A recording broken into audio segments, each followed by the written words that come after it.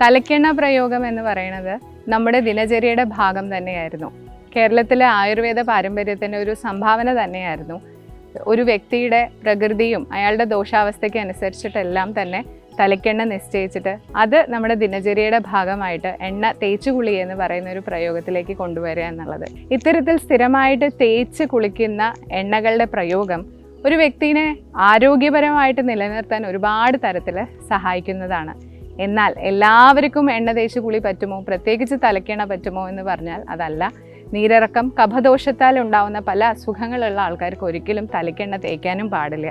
വൈദ്യനിർദ്ദേശപ്രകാരം ചെയ്യുന്ന തലക്കെണ്ണ പ്രയോഗങ്ങൾ ഉറക്കക്കുറവ്, ഹൈ ബ്ലഡ് പ്രഷർ, പ്രമേഹ ഉപദ്രവങ്ങൾ, പൊതു ആരോഗ്യം എല്ലാം തന്നെ മെച്ചപ്പെടുത്താൻ ഒരുപാട് സഹായകരമാണ്.